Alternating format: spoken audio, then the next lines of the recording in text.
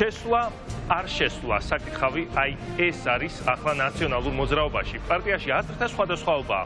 ლიდერების ნაწილი თვლის, რომ ბოიკოტმა თავისი როლი ითამაშა და მაშინ ეს სწორი იყო, მაგრამ სწორედ ამ ბოიკოტით გამოწვეული მოვლენების ჯაჭვისა და დასავლეთის უპრეცედენტო ჩართულობის გათვალისწინებით უკვე დადგა პარლამენტში შესვლის დრო. ლიდერების მეორე ნაწილი კი ფიქრობს, რომ ბრძოლა ისევ ქუჩიდან უნდა გაგრძელდეს. თუმცა მე პირადად სიმართლე გითხრათ, ქუჩიდან ოპოზიციის ბრძოლის ეფექტურობა გასული თვეების განმავლობაში მაინც და მაინც ვერ დავიდახე. თუ ასევე აპირებენ გარედან ბრძოლის გაგრძელებას, მაგას ისევ პარლამენტში შესვლა სჯობს ჩემი აზრით. ახლად გათავისუფლებული ნიკა მელია, როგორც პარტიის თავმჯდომარე, ნეიტრალური პოზიციის დაჭერას ცდილობს. უსმენს ორივე მხარის არგუმენტებს, აპირებს რეგიონებშიც მოусმინოს თანაპარტიელებს და შემდეგ გამოიტანოს საბოლოო დასკვნა. დღეს დილით მელია ნაციონალური მოძრაობის წევრებთან ერთად კიევშიც გაემგზავრა მიხეილ სააკაშვილთან კონსულტაციების გასამართად. ჩვენთან ინტერვიუში პარალელურად ნიკა მელია ფაქტობრივად ღიად ამბობს, რომ ის პირადად ამ ეტაპზე უკვე პარლამენტში შესვლის მომხრეა. ისევ ჩემი აზრით, მთელი საქართველოს მასშტაბით პარტიის წევრთა უმრავლესობამ რა პოზიციაც არ უნდა დააფიქსიროს, საბოლოო გადაწყვეტილება ალბათ მაინც ლიდერების მთავარი ბირთვის მისაღები იქნება და შესაძლებელია ეს გადაწყვეტილება სულაც არ დაემთხვეს პარტიის უმრავლესობის აზრს. ამისთვის არსებობენ კიდეც ლიდერები. მათ უნდა წაიყვანონ თავიანთი გუნდი სწორი მიმართულებით, მათ უნდა გაბედონ ზოგჯერ ისეთი ნაბიჯების გადადგმაც კი, რომლებსაც შესაძლოა გუნდის უდიდესი ნაწილი არც ეთანხმებოდეს. სანამ გამომიყვანდნენ აი აქ სცენაზე, ავანსცენაზე, ხო ცოტა შემაყოვნეს. ეტყობა ელოდებოდნენ დადასტურებას, რომ გარე მეგობრები, რომლებიც გველოდნენ, დაუდასტურებდნენ, რომ მზად არის და გამოიყვანენ მელია და ვერავის ვერ ხედავდი გარდა პოლიციელებისა. ერთ-ერთი ბატონი, რომელიც თან მეცინებოდა გულში, რომ ძალიან გულმოდგინეთ, აი კამარში ქონდა ორივე ხელი ჩაოლებული. გამიგეთ და ამას აქვს თავისი ახსნა. როდესაც მიყავს ადამიანი და თან კამარში ჩაოლებული ყავს, პრაქტიკულად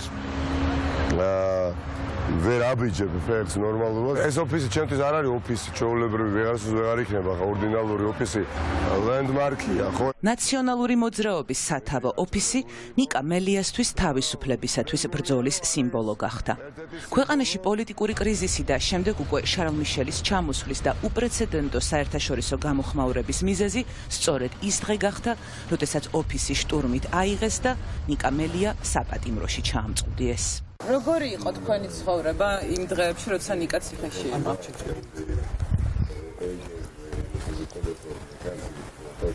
იცით? საშინელება. თუ მე ვიყავი არ მეგონა. ეხლა ამ გადასახედიდან ვიყურები, ის 2 თვე ნახევარი რაც იყო. მე ჩემ თავს არ ვეკუთვნით. სამსახურში მივდიოდი და იქ ავამტყოფები მამხნევებდნენ, მაძლიერებდნენ, მაგრამ ნანა იყო მარტო სახლში. აქ რომ მოვდიოდი, ნანა დეპრესიაში იყო, საშინელ დღეში. შვილი და ბაბუა მელიები ნიკას გათავისუფლებას 77 დღე ელოდნენ. 6 წლის სანდრომ იცოდა, რომ მამა მივლინებაში, ამერიკაში იყო. ოჯახი მაშინ ვერ იაზრებდა. მხოლოდ ნიკას ციხიდან გამოსვლის შემდეგ მიხვდნენ, თუ რა დღეები ჰქონიათ გადატანილი. როდესაც ნიკას ანთავისუფლებდნენ იმ დღეს, უამრავი ხალხი შეგროვდა ციხის ჭიშკრის წინ. ერთი კაცი მაღლობზე იდგა და ოპერატორები ეუბნებიან, შენ ნახეო, როცა ნიკა გამოვაო ეზოში, დაგვიძახ, მოდისო და აქედან ნიკა და ნიკა დაიკარგა. ცენტრალური დასასრულიდან არ გამოუშვეს. ეს არის პატარა კაცობა. მივლინებაში იყო ნიკა. სად იყო აქამდე? მამა ახლა სახლშია. ბიძინა ივანიშვილის ტყვეობიდან ჯერჯერობით თავისუფალი. სად ვიყავი, აი, საიდან ჩამოგიტანე სათამაშო? არა, აი საიდან ჩამოგიტანე. არ მომდონს როგორ სანდრო ამ კითხვამ უკვე დააღალა. ნაციონალური მოძრაობის თავმჯდომარეს კი ყველაზე მეტად სწორედ მასთან ყოფნა. ოჯახის წევრები, მეგობრები და ზოგადად ადამიანებთან ურთიერთობა ენატრებოდა. ოჯახის წევრები, მეგობრები და ურთიერთობა ადამიანებთან სოციალიზაცია ხეთსადაცდება. გლდანი. სოციალური ადამიანი რა, წამოიდგინეთ 3 თვის განმავლობაში, პრაქტიკულად თითქმის 3 თვი კი. ამ 3 თვის განმავლობაში მინიმუმ დავკარგე შესაძლებლობა გამეცნო აი 300 ახალი ადამიანი ცხოვრებაში, რაც ყველაზე ფასეულია ჩემთვის. ხო და რაც ყველაზე მეტად დააკლდა, ახლა აუცილებლად აინასყაურებს. ამ დღეებში ასობით ადამიანს უკვე შეხვდა და კონსულტაციების გავლა კიდევ ბევრთან მოუწევს. მთავარი ოპოზიციური პარტია მთავარი პოლიტიკური გადაწყვეტილების მისაღებად ემზადება. შევლენ თუ არ შევლენ პარლამენტში.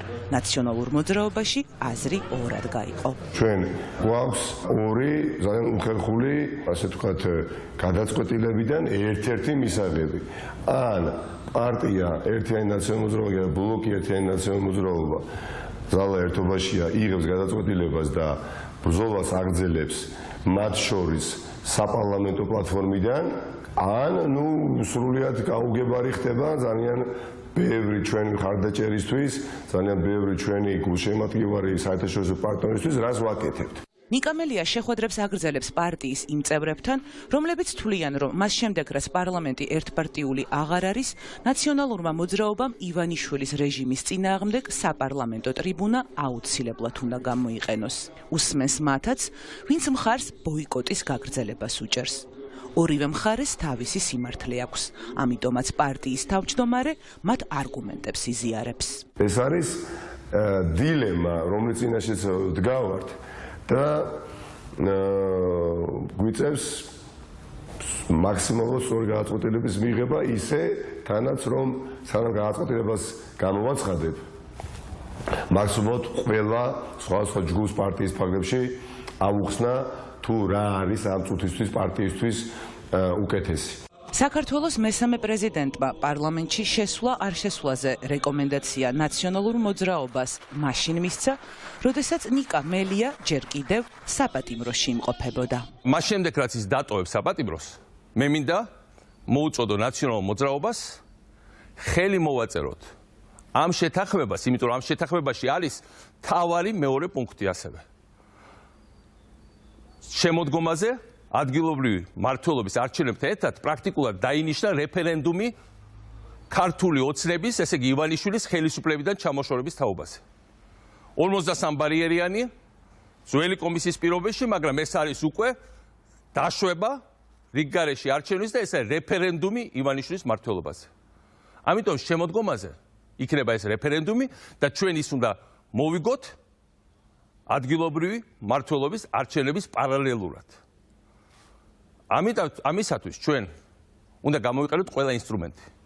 ჩვენ უნდა შევიდეთ იმ პარლამენტში, რომელიც მიგვაჩნია უკანონოდ და მოპარული არჩევნების შედეგად, გამოვიყენოთ ეს ინსტრუმენტიც, ჩვენ უნდა გამოვიყენოთ ყველა სხვა ბრძოლის ფორმა დემოკრატიულ ფარგლებში. შესვლა არ შესვლა. შესვლა არ შესვლა. ამ კითხვაზე პასუხი აკომინაშვილს უკვე დიდი ხანია აქვს გაცემული. თulis რომ ნაციონალური მოძრაობა ადგილობრივ არჩევნებამდე არალეგიტიმურ პარლამენტში არ უნდა შევიდეს. საკანონმდებლო ორგანოში დისკუსიების ნაცვლად მხარს ხალხის პარლამენტს გარეთ მობილიზებას და ქუჩის აქციებს უჭერს. ჩვენ ნაციონალური მოძრაობა ჩვენ ამორჩევს უთხარით, რომ თუ ამ პერიოდის განმავლობაში მას შორის მოლაპარაკებების პროცესში ვერ მივაღწევთ ვადამდელ არჩევნებს, მაშინ ნაციონალური მოძრაობა არ შევიდოდა პარლამენტში. ეს ხო ჩვენი დაპირება. აი ამ ბრძოლაში შენი ამორჩეველი რომ გამოყვეს, მას უნდა ქონდეს შენს მიმართ ნდობა. ანუ რა სიტყვასაც ეტყვი, ის სიტყვა უნდა შეუსრულო. ამიტომ ვფიქრობ, რომ ჩვენ ეს სიტყვა უნდა შევასრულოთ და ამ ეტაპზე პარლამენტში უნდა შევიდეთ. ერთის მხრივ ჩვენ თუ ვითვალისწინებთ იმ ხალხის აზრს, რომელიც თulis რომ ჩვენ არ უნდა შევიდეთ პარლამენტში, რა დააშავა იმ ხალხმა, რომელიც გვეუბნება რომ ჩვენ აუცილებლად უნდა შევიდეთ პარლამენტში და მე არ ვფიქრობ საერთოდ რომ ეს ამორჩეველი უმცირესობაშია. მე ვფიქრობ პირიქით, შესაძლოა უმრავლესობაშიც იყოს ამორჩეველი, რომელიც მხარს უჭერს ჩვენს პარლამენტში შესვლას. ჩვენ ნახეთ შეთანხმება იყო მიღწეული, პოლიტიკურმა პარტიებმა მოაწერეს ხელი დოკუმენტს, მაგრამ კრიზისი არათუ არ გადაწყდა. კრიზისი კიდევ უფრო დამძიმდა ყველა მიმართულებით. ამ შესვლით პარლამენტში არ უნდა შევქმნათ ნორმალურობის, სტაბილურობის განცდა, დემოკრატიულობის განცდა არ უნდა შევქმნათ ხელისუფლებას. ნაციონალური მოძრაობის არ ყოფნა პარლამენტში, მაშინ როდესაც სხვა ოპოზიციური პარტიები წარმოდგენილი არიან პარლამენტში, ეს ძალიან მნიშვნელოვან დააზიანებს, მე ვფიქრობ, ნაციონალური მოძრაობის პოზიციებს. არ გვაქვს კონტაქტი. ეს საერთოდ არ გვაქვს კონტაქტი. ნაციონალურმა მოძრაობამ კონტაქტი გრიგოლ ვაშაძესთან დიდი ხანია გაწყვიტა. პარტიის ყოფილმა თავმჯდომარემ შარლ მიშელის დოკუმენტს ხელი მოაწერა და გაუჩინარდა. სალომე სამადაშვილმა ხელიც მოაწერა, პარტიაც დატოვა და ლელოს ფრაქციასაც შეუერთდა. ხათუნა სამნიძეც პარლამენტში საარჩევნო ბლოკი, ერთიანი ნაციონალური მოძრაობა, გაერთიანებული ოპოზიცია ძალა ერთობაშიას კვოტით შევიდა. ასე რომ ნაციონალური მოძრაობის 36-მეც 3 მოაკლდა და ახლა 33 მანდატი დარჩა. მონოლითურობა რომ ყოფილიყო უკეთესია, ეს პოლიტიკური პროცესია და პოლიტიკაში ყველაფერი ხდება. კოლეგებზე განაწყენების დრო ახლა აღარ არის. ისინი უკვე პარლამენტში არიან და ამიტომაც ნაციონალურ მოძრაობას აღარ აქვს მთავარი ბერკეტი, ოცნების ერთპარტიული პარლამენტი. შარლ მიშელის დოკუმენტზე ხელმოწერის შემდეგ სულ სხვა ვითარება შეიქმნა. ახლა ოპოზიცია პარლამენტში სუსტადაა წარმოდგენილი.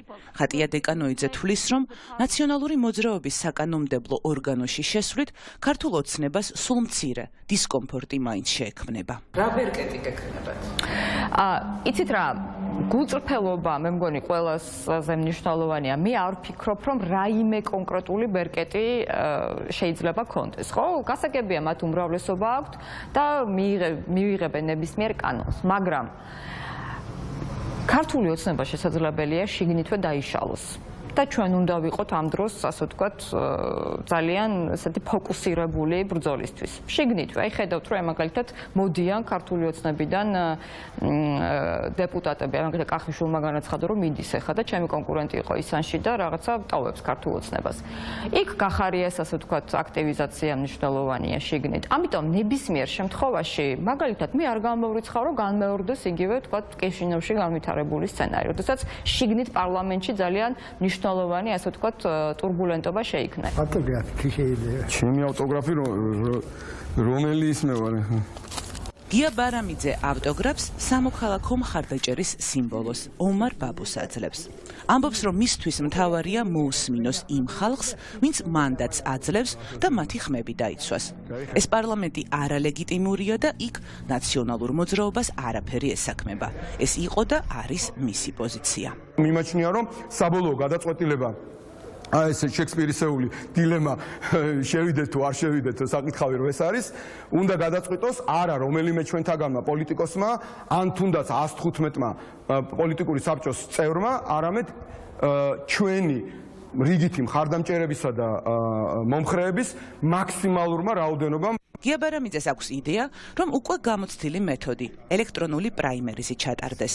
ისევე როგორც დეკემბერში, როდესაც ნაციონალური მოძრაობის პარტიის არჩევნებში მონაწილეობა 20,000-ზე მეტმა ადამიანმა მიიღო და არჩევანი ორი თანაბარი პოლიტიკური წონის კანდიდატს შორის გააკეთა. ახლა უნდა ჩავატაროთ უკვე იდეების პრაიმერიზი და ჩვენმა ამომრჩეველმა, რიგითმა მხარდამჭერმა და ნაციონალური მოძრაობის წევრმა გადაწყვიტოს რა მიაჩნიათ მათ მიზანშეწონილად და რასაც გადაწყვეტს, აუცილებლად ყველამ ერთად ის უნდა გავიზიაროთ. ძალიან კარგია, როდესაც აბსოლუტურად მაქსიმალურად მოიცავ ფართო მასებს გადაწყვეტილების პროცესში, თუმცა აქ უკვე ტექნიკურადაც არის ბევრი დეტალი გასათვალისწინებელია, ეს ერთი.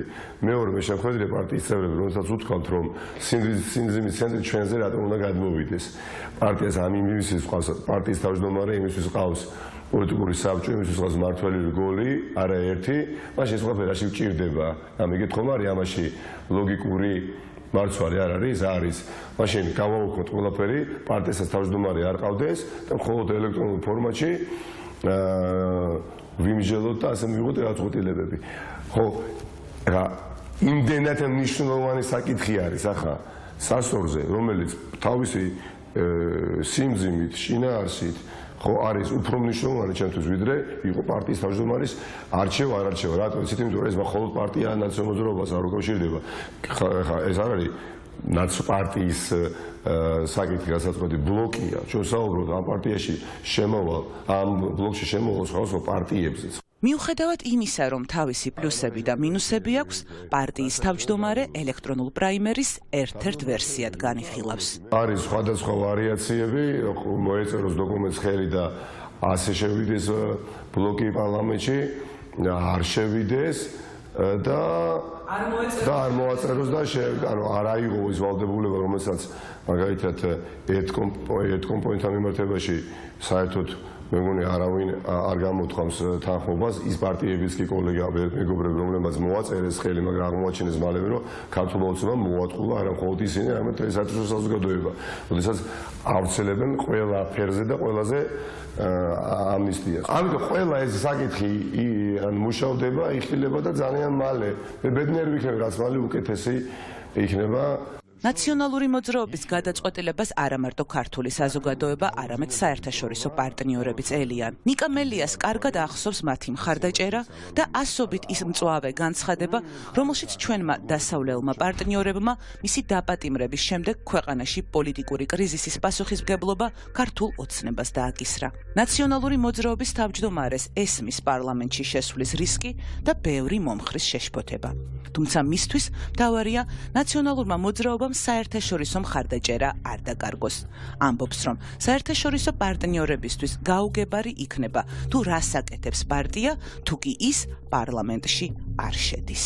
საერთაშორისო იზოლაციაში პარტიის აღმოჩენას ნამდვილად არ ვაპირებ განსაკუთრებით ჩემი პარტიის თავმჯდომარეობის პროცესში.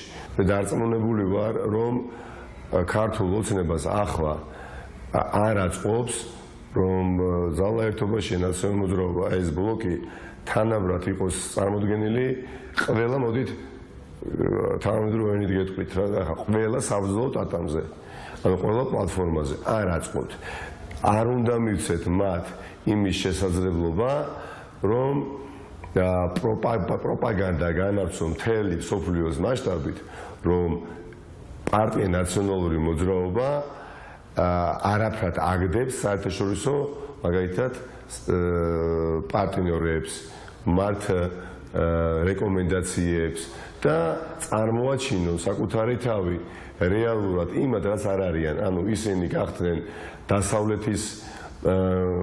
დასავლეთის აპოლოგეტები და ჩვენ ვიყოთ მინიმუმ ხალხი, ვისაც წარმოდგენა აქვს რა გვინდა. პატივისცემით პოლიტპატიმრისგან. ინტერვიუს პროცესში ოფისში საჩუქარი ლევან ბერძენიშვილის წიგნი შემოაქვთ. ამას ვაპირებდი, უბრალოდ ვერ მოვასარი რა. ჯერჯერობით წიგნის კითხვის დრო ნამდვილად არ ექნება. დღეს დილით რამდენიმე თანაგუნდელთან ერთად ნიკა მელია კიევში ჩაფრინდა. საქართველოს მესამე პრეზიდენტთან შეხვედრაზე ჯერ კიდევ ციხეში ყოფნის დროს ფიქრობდა. ნაციონალური მოძრაობის თავმჯდომარე და პარტიის ლიდერი ახლა საერთო სტრატეგიაზე უნდა შეთანხმდნენ.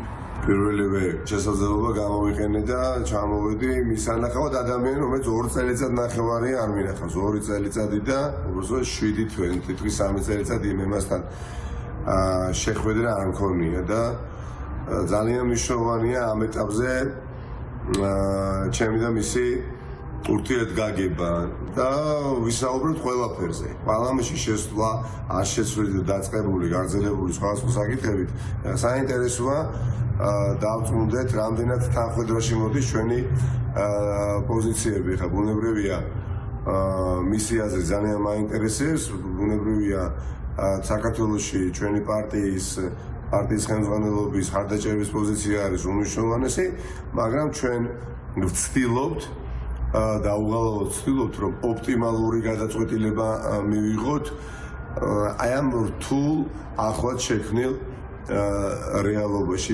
შეხვდება ყველას, მოისმენს არგუმენტებს და მსჯელობის შედეგად პოზიციებს შეაჯერებს. ბოლოს კი მხარდამჭერებს აუხსნის, თუ რა იქნება უკეთესი ჩვენი ქვეყნის მომავლისთვის.